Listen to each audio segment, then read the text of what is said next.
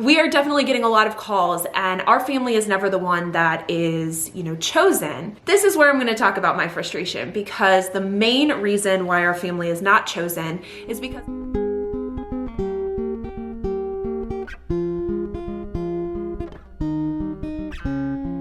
So today I'm going to talk to you guys about where we're at with placement calls. We have had quite a few. We've said yes to almost all of them, but yet we still don't have any kiddos moving into our open rooms. And I'm going to talk to you guys about what is the most frustrating part about waiting for us at this point. But before we get into that, I've got to make dinner for the family. Today we have HelloFresh. We have been using HelloFresh for about a year now. We absolutely love it. It really gets us out of our dinner rut where we're eating the same things, or we just don't have a lot of flavor or variety. And I'm excited to share that this video is sponsored by HelloFresh. This word I can never say right, bolognese. This is chicken sausage spaghetti bolognese. And what I love about this is that it has zucchini. When you can add the vegetables into the meal, I absolutely love it, so that kind of you're sneaking it in there. And this is a pretty easy recipe. I like the ones that don't have a lot of prep time, and also that are fan favorites for the whole family. So sometimes we pick a meal like this that we know that Darcy and Sawyer are gonna eat with us, and sometimes we go a little bit more adventurous, and we pick something new or something that just looks really interesting and that we would never try, and we'll just eat that with John and myself. So we like to mix it up and kind of have the best of both worlds. Gotta grab my oil and salt and pepper, because those are staples for HelloFresh. And what I love about HelloFresh is that not only is it absolutely delicious, but it also saves a lot of time, because I don't have to worry about making a long list of ingredients for the meal. And most often I end up forgetting key ingredients, and I have to send John back out to the store to grab something. Just recently, when our previous foster daughter, Miss A, was here, I wanted to cook gumbo for her. And it's one of my favorite things to cook, but inevitably, because it has so many different ingredients, I end up forgetting something. And so sure enough, I forgot the chicken broth. And even while cooking it, I almost forgot the rice. So HelloFresh saves me the time and the stress by making everything just super easy. The recipe cards are so easy to follow, and everything is there pre-packaged and portioned. The flexibility is also really nice, because next week, not only did I add our 2 meals, and I picked which meals we wanted to have, but I also threw in some really healthy and fresh lunches for me. I know it's gonna be a busy week, so I wanted to have something ready to go, and there were really healthy salads with chicken, and it's gonna make it so easy for me to eat smart, but also not take a lot of my time. And there are definitely weeks where it just doesn't make sense for us to get meals sent to us. And so whether we're trying to eat through our freezer foods or trying to clear out our pantry, sometimes we just skip a week. And so HelloFresh makes it really easy to do that. And it's super flexible to fit in with our lifestyle. And 2 things that you might not know is that HelloFresh is really sustainable. Their carbon footprint is 25% lower than meals made with store-bought ingredients. And also HelloFresh is committed to giving back, which we absolutely love to see. As a HelloFresh family, we can actually choose to give our box that week to those in need. And through that effort in 2020, HelloFresh was able to donate over 4 million meals. So I'm gonna go ahead and broil this zucchini, get that ready, and start getting the pasta and the sauce. Go to HelloFresh.com, use our code BeTheVillage12 to get 12 free meals, including free shipping.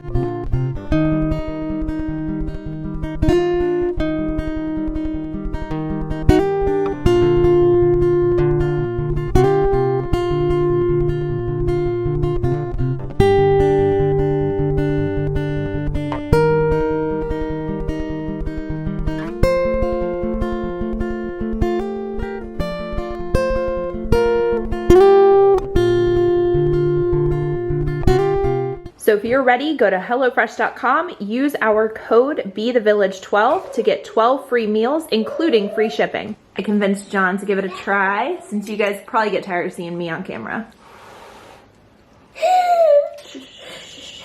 That is delicious.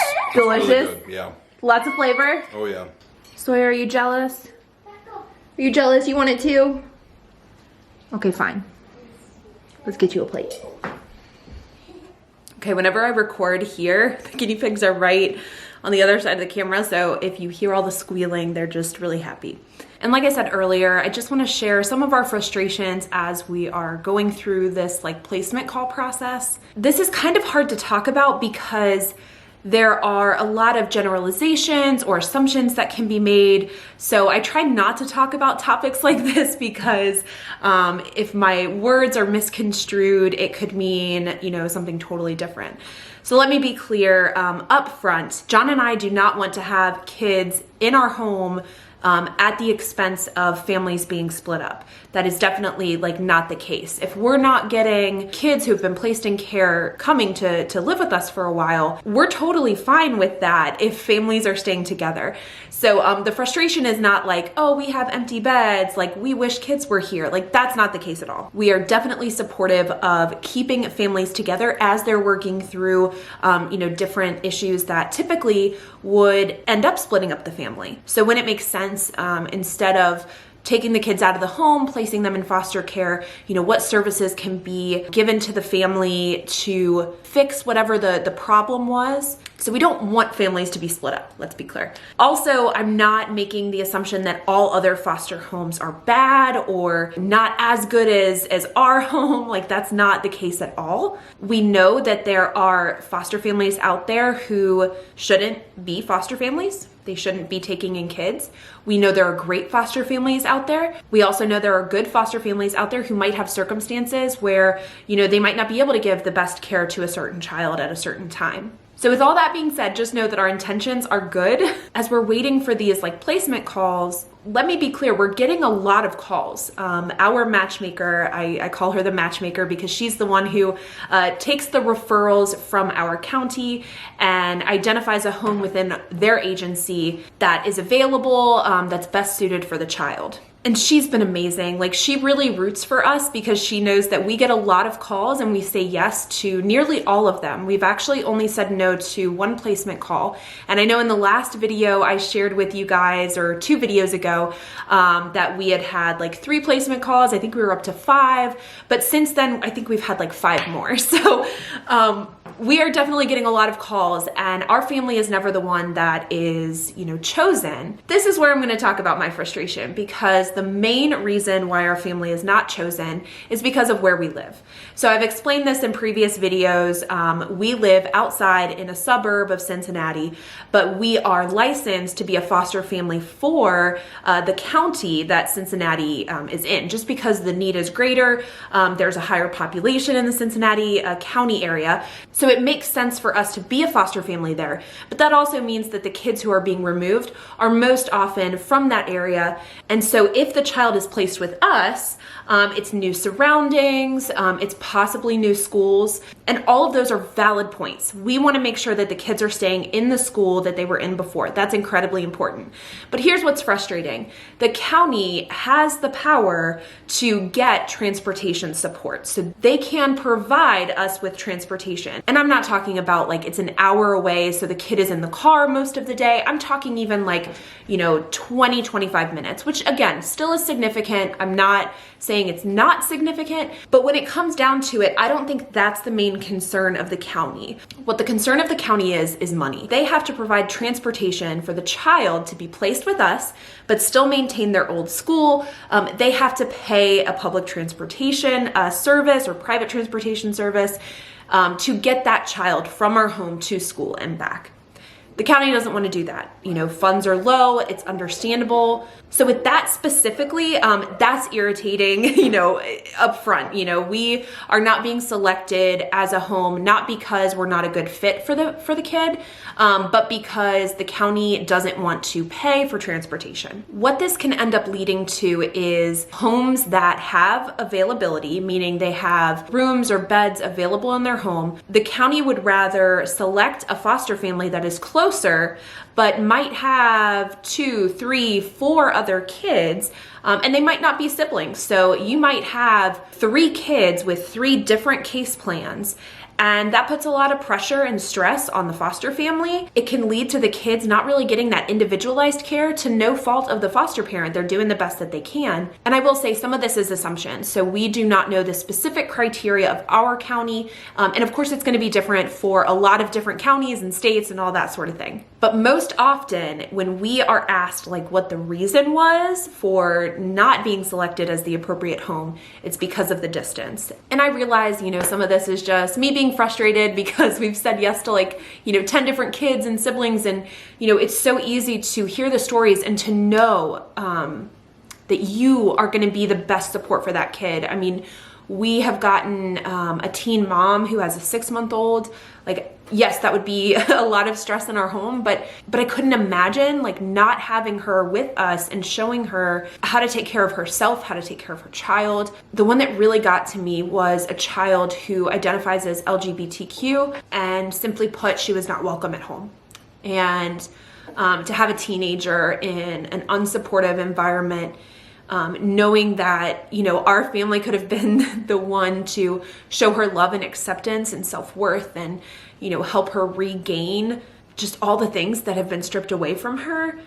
Like, that was hard when we were told that we weren't the right family, because, I have to be honest, I worry about the homes that some of these kids end up in.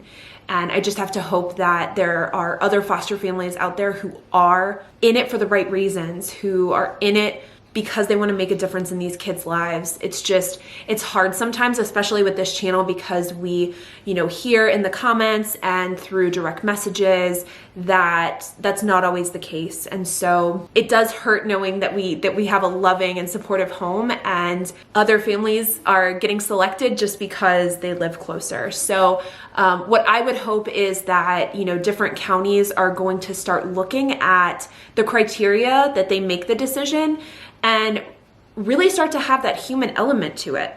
And there's pros and cons to having it be black and white just by the data, and there are pros and cons to it being more of that personal individual choice of what's best for the child. But when you're dealing with children, it should be about the children. You can't express everything in a black and white document. So that's why it's just been a little bit frustrating, and this waiting process, again, we don't want kids to end up in foster care, but if they're going to be there and we have availability, we want to open up our home and show them the love and support and acceptance that we're teaching our kids. So we'll keep you guys posted. At this point, I can't even keep track of all of the placement calls we've received. I mentioned a couple of the most recent ones. We also got a call for 2 sibling girls.